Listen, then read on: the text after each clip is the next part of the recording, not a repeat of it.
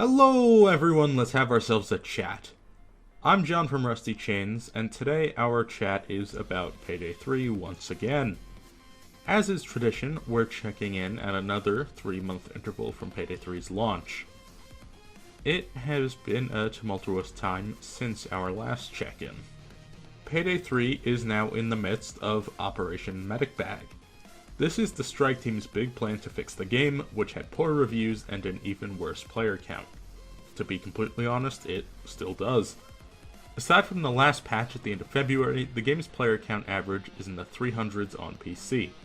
There's no hard numbers available on console, but I can't imagine it doing much better over there.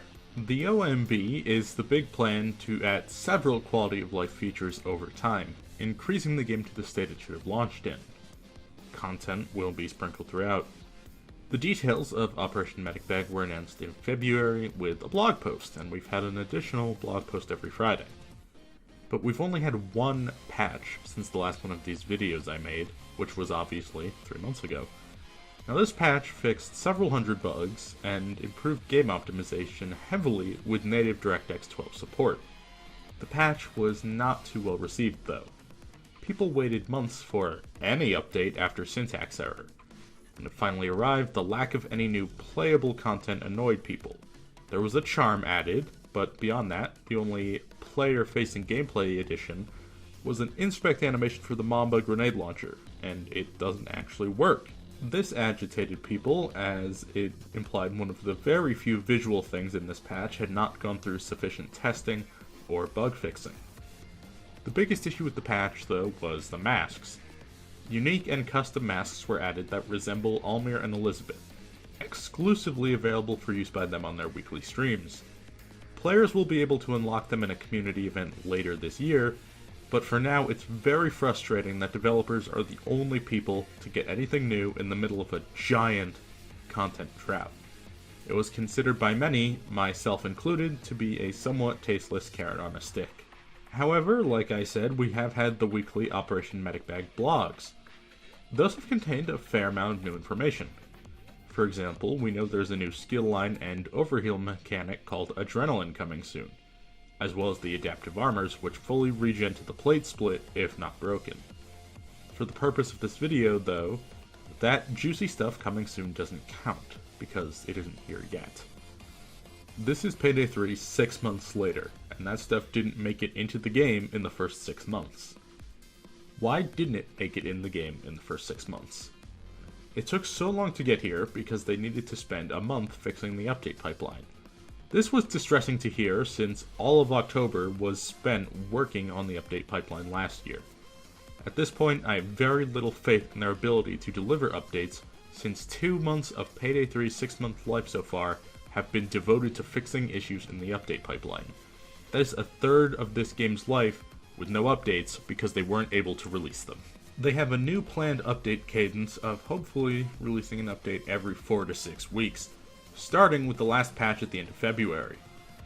In a perfect world, this would mean one update a month, possibly one every 2 months.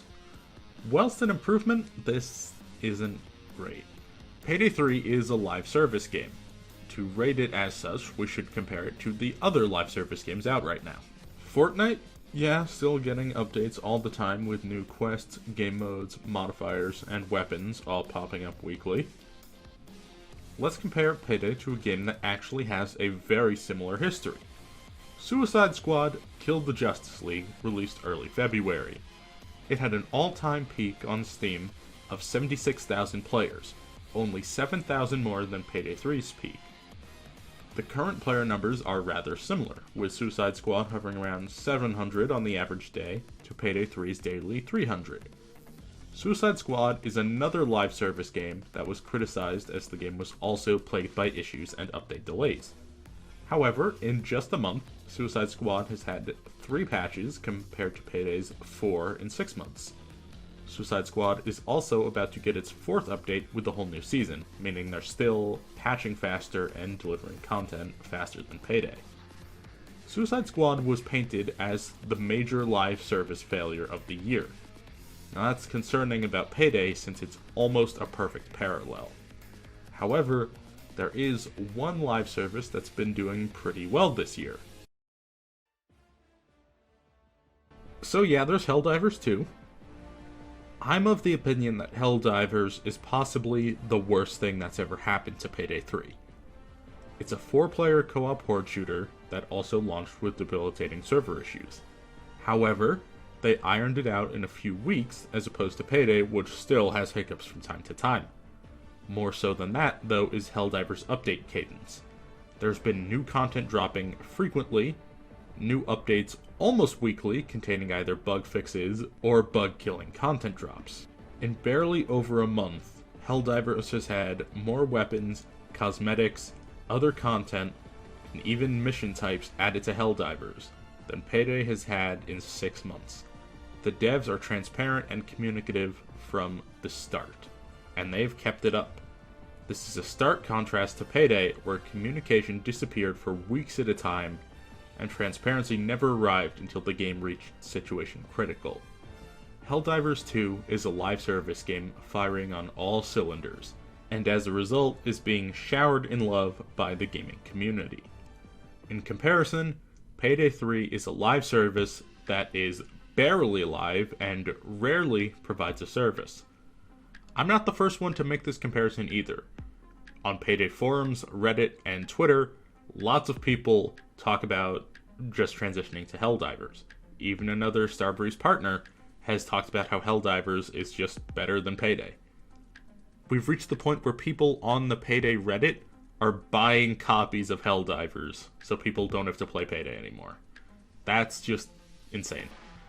And it's not like this is comparable studio sizes either. People have done the math and figured out that Arrowhead, who is behind Helldiver, are like half the size of Starbreeze. Allow me to contextualize these timeframes. The goal is 4 to 6 weeks between updates for Payday 3, as we said. There is currently no ETA for the Adaptive Armor patch. Assuming it releases in the first week of April, that means that at absolute earliest, Boys in Blue, which is the next heist update, is releasing in early May. That's 5 months after the last heist. That's insane. Payday 2 post-revival was 4 months between heists as well, but they spaced out weapon drops and cosmetic content drops month to month, so it didn't feel as long. On the Thursday, March 14th dev stream, Elizabeth had to confirm that Silver Edition owners would still get the content even though it didn't release in the first 6 months. So many things have gone wrong that people paid for an edition of the game structured around the first 6 months, and the content doesn't even arrive in that time frame anymore. That of course says nothing about the price model for Boys in Blue, which they said they are discussing changing, but have not committed to actually modifying yet. Even when updates are managing to get released, I have to question the priorities of the development staff or management. We already talked about Almir and Elizabeth getting exclusive masks when it might have made some more sense to throw the community a free mask or two. In a recent blog post, Starbreeze discussed that they are working on a play again feature, which will match a party back into the heist they just played on the same difficulty. I don't know if that's a huge amount of resources that will go into making such a feature, but I also can't imagine many people using this button to just grind the same heist repeatedly. Aside from repeatedly showcasing new heists on rare update days, this just shows how skewed the current progression system and reward system are, that it was deemed a worthy investment of time to create a designated button for farming the same heist repeatedly. Speaking lastly about priorities, we need to talk about the infamous Unready button, which is already released. On the March 7th stream, Elizabeth said it didn't take too long to get functioning and put in the game. Elizabeth is a good friend of mine, so I don't want to go after her like this, but there's only 3 ways to take this statement in my mind. 1. The Unready button arrived in the last week of February, 5 months after launch. Her saying it didn't take long means that Starbreeze does not consider 5 months a long time. 2. It actually wasn't in development for long, which would mean the Unready button, a universally requested quality of life item from launch, wasn't worked on until after the announcement of Operation Medic Bag. 3. It was worked on earlier, but they held it back until they released a larger patch. Not impossible, since they've discussed wanting to shift towards faster, smaller updates. If this is the case, it's just another example of questionable decision making. having an improvement to the game ready to go but not deployed. No matter how you slice it, her saying the unready button didn't take long to do was just Starbreeze shooting themselves in the foot. I'm just tired and exasperated at this point. Man, we're a third of the way through Payday 3's lifespan, and it feels like Starbreeze is only really just beginning to comprehend the issues with the game. The decision-making, prioritization, and most importantly their actions are still very slow to roll out. We're seeing them discussing issues and solutions that should have been dominating the conversation a few weeks after the disaster of the launch. They've said they expect it to take all of 2024 to implement Operation Medic Bag. That only leaves 3 months of support for the actually finished version of Payday 3 to get updates. I would honestly be stunned if Payday 3's life gets extended beyond that 18-month window, because I can't imagine either Starbreeze or Plyon jumping at the chance to invest more into a game with 300 players a day. For all those reasons, it is genuinely getting harder for me every day to remain optimistic about the future of Payday 3.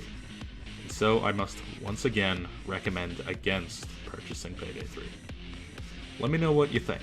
Am I off the mark here, or are we still feeling the same? Until next time, don't forget to spread the happy, as hard as that may be after a video like this, and stay rusty.